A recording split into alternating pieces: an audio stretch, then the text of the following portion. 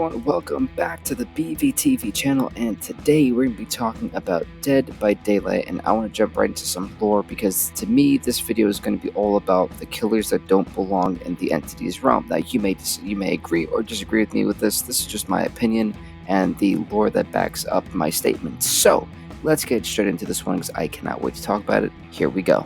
The first killers I do want to talk about are Victor and Charlotte Shays, aka the twins.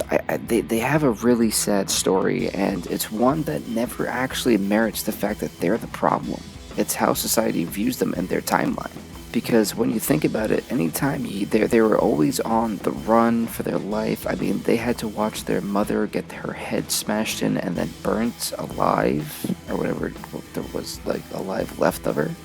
And then everyone tried to kill them. They had no food. They couldn't go to towns. Everyone thought they were the demon. They were ogres. They were nasty. They were vile. They were cruel. They were basically vilified by a social norm that couldn't be accepted. I mean, yes, I get it. Charlotte, Victor basically lived through Charlotte. That didn't mean that that they had to be vilified and horrified like that. Like yes, they were abnormal, but they weren't a monster. Yeah, they didn't want to kill anyone. They didn't want to eat anyone. They didn't want to destroy anyone. It was very much so uncalled for. And yes, I know my voice is very low. I'm sick and I'm trying to fight through it so I can get this video to you guys, so just bear with me. But either way, going back to what I was saying, I mean, you look at all the neglect, all the hatred. They never wanted to kill anyone even then still. Yes, they stole from time to time so they could eat, so they didn't die of starvation. I mean, Victor wound up dying afterwards, and then so did Charlotte. If it wasn't for the entity, Victor and Charlotte would be dead. I mean, truly, when you're so pushed away and so neglected by social norms, and you see it even today too. In today's society, you have to like certain things, you have to be a certain thing, dress a certain way to fit the social norm of society and what the cultural rightness is. It's really interesting to see how that goes. And there's not much of there's an image. That's the word.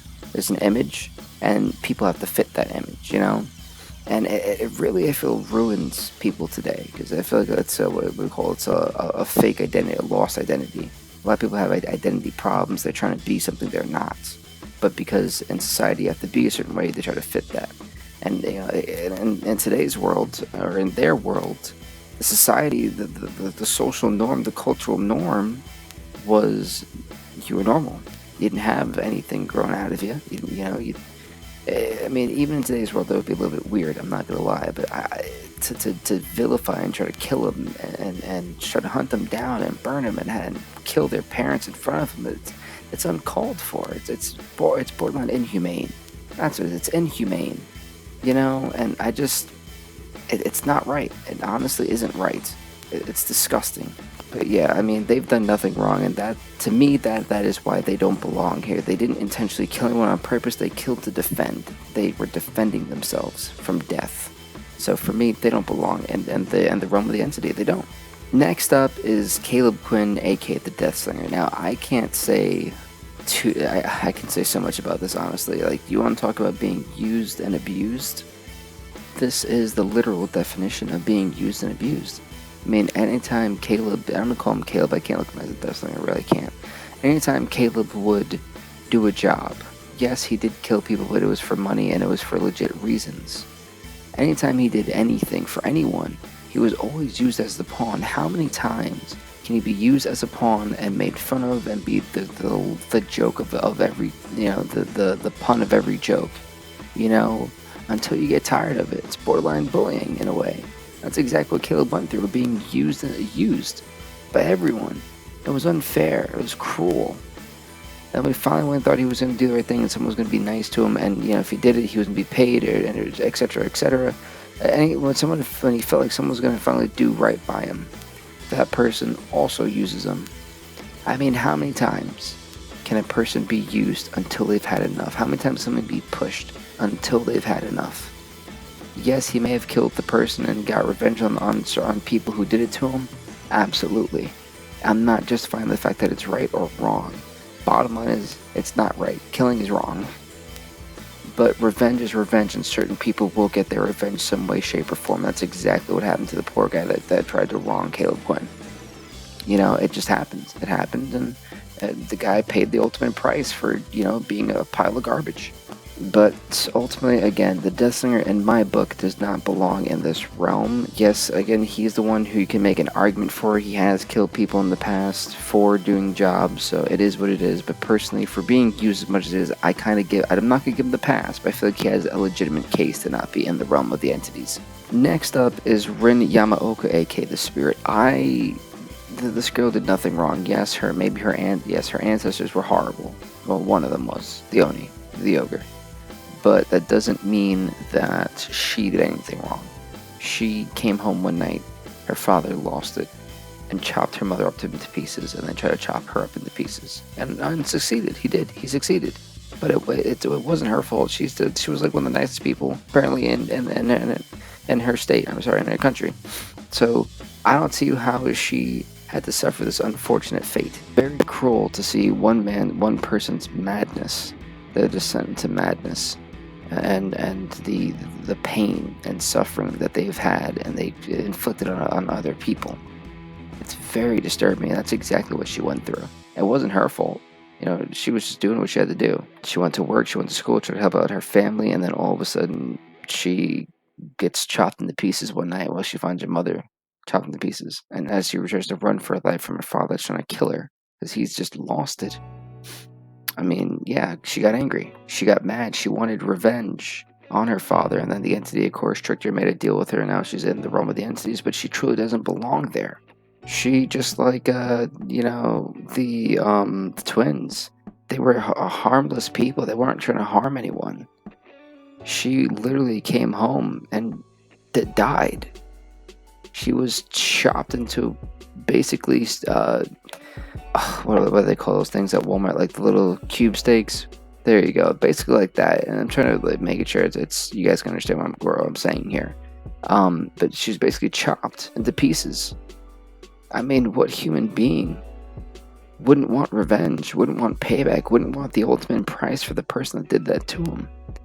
Yes, that doesn't mean just because she wanted the ultimate price does not mean she had to be turned into the monster that she is now, and be stuck with being in a realm and be used for someone else's entertainment. I can't even say someone else's. We don't know if the entity is a guy, girl, or whatever. All we know is that the entity isn't it. It's a thing. It's a being. It's an entity. It's a spiritual being of some sort. So, yeah, when it comes to that, again, the spirit does not belong, in my opinion, in the realm of the entity. She wasn't a cold-blooded murder, didn't do anything wrong. It wasn't one unfortunately tragic night. Next up is going to be Anna, aka the Huntress. Now, I already know one friend of mine is going to hate me for this. Christian, I'm going to at you here because I know your thoughts on Huntress and Huntress players, so we're just going to basically put it like this. She has a point to be mad when an elk, I believe, was it an elk or was it a moose? Moose or elk, one of them, literally killed her mother. Granted, they were hunting them, but still. And then after that, I can't explain what her issue was with men after that. But, I mean, it is what it is. She really doesn't deserve to be there. I think she has, like, the shortest entry here because that's basically the borderline of her problems was that. And she had to grow up without a mother. And, I'm not sure what the daddy issues were, but yeah, they're there, and I can't talk about them apparently because I don't have any proof on it. So that was the Huntress. That's why I don't think she should be in there. Yes, she kind of did kill other people after that, but still, I mean, I think with her mother, if she was still alive, she may have not gone down the path of killing every man she sees and then taking their children. But either way, we're gonna go on to the next killer. Lisa Sherwood, man, this is a really tragic one, truthfully. Lisa Sherwood, aka the Hag, she was just a girl running through the woods and happened to stumble upon the wrong place, got kidnapped, and was basically unfortunately kidnapped by the worst type of people, cannibals. Yeah, that is a really crappy luck. I had to catch myself. Almost stopped it from being PG, but I caught myself. I feel proud. Either way, yeah. Lisa Sherwood. She ran. Unfortunately, was going through the woods. Shouldn't have done it, and it cost her life. She got captured by a bunch of cannibals, and they started eating her insides out, like it was a Golden Corral buffet. You know, it's disgusting when you truly think about it. I kind of want to throw up right now talking about it. It's yuck. But either way, she was eaten alive. Again, she didn't do anything harm. She was a harmless human being, you know? And she gets kidnapped, eaten alive, then she makes a deal, or I think a curse. I believe for her it was a curse. She was putting things on the floor. And so that way she can come back and exact revenge on the people who did it. Again, she didn't want to kill anyone else, just exact the revenge on people who did it. Didn't want to kill anyone, didn't kill anyone before, just wanted to make sure she got her revenge. Now, of course, the Indie came along, turned into what she is now, and then we have the Hag, who was the only killer in that game that actually gives me jump scares. I don't like you, Hag mains. I don't like you at all. Either way, I digress. She didn't deserve to be there because, again, solid human being, solid morals as far as we know, and unfortunately, an unfaithful situation would happen to her. Same thing with Anna, same thing with Renya Yamaoka, same thing with Charlotte and Vincent de Shays. These are all people who haven't done anything, well, besides Anna, who haven't done much wrong. And they don't deserve, and Caleb, I think I forgot to mention Caleb, who haven't done anything wrong and have had an unfortunate situation that has altered their life in such tragically horrific ways. I mean, and even in some cases, almost taking their life. They don't deserve to be in this realm. They aren't stone cold killers like Michael Myers, like the Clown, like Freddy Krueger, like Bubba, like the Blight, and then the Trickster, who are just these sick, sadistic people. They haven't done anything wrong, but last but not least, capping off this list, it is going to be Philip Ojomo, aka, if you don't know, the Wraith. Now, the Wraith is an interesting story, someone who always tried to run away from all the bad stuff happening when they knew it was there. And again, unfortunately, he kind of got tricked into thinking he was doing a harmless job crushing cars, but in reality, he was hiding the mafias. I think it was the mafias, or some illegal person. Someone doing illegal things and horrific things, as putting dead bodies in cars for Philip Ojomo to crush without Philip knowing. So, you know, again, yes, he was doing violent things without knowing. Again, someone who tried to always run away from the horrific things and be a good Samaritan, a good citizen, a good person with values and morals. And again, it just kind of caught up to him. Unfortunately for the Wraith, or for Philip Ojomo, what can you do? Yes, he wound up killing the guy who ultimately did that to him, and then got caught by the entity after that. But it wasn't like Philip Ojomo was truly trying to be this ruthless and aggressive killer who just killed anyone that he's seen. And again, going back to the Shaw and Victor Shays, Caleb Quinn, Rin Yamaoka, Lisa Sherwood, and Philip. I'm actually going to take out Caleb Quinn, but Lisa Sherwood and Philip Ojomo, those four who are just a great, outstanding Samaritans, people like you and me, who have done absolutely nothing wrong in this world as far as we know. Again, I'm going by their backstories, not the extra lore pieces, but their backstories in general. And for as far as we know, have done nothing that sits and goes, oh, you deserve to be here, you are a killer, or you are a monster, how could you possibly do this? This person has no conscience, they're just an evil seed, they're just this horrid human being, a monster at that, you know? And those four especially don't, you know, exude that. Now, yes, Anna and Caleb, you can make the debate that, well, they did kill and they've done this and that. Yeah, you can make the debate for them, but to me, they haven't done enough to actually be in the Andy's realm.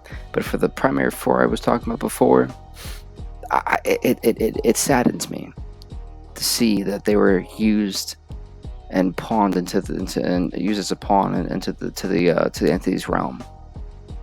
And, you know, hopefully one day they can get out. Because, truthfully, those four, they've been through a lot. And I know that their human selves, before the entity's realm, would not appreciate what happened to them, what they're doing to other people, and this monstrositous form that they're in. But you know what? That's another story for another day, isn't it? Anyway. Hopefully you guys enjoyed this. I know I did, and this was a blast. I mean, it was a lot of fun. And if you guys enjoyed it, I would highly appreciate it if you guys could leave a like, leave a comment, subscribe to BVTV, and we'll see you next time, everybody. Stay off the hook. As always, there'll always be more Dead by Daylight lore down the line.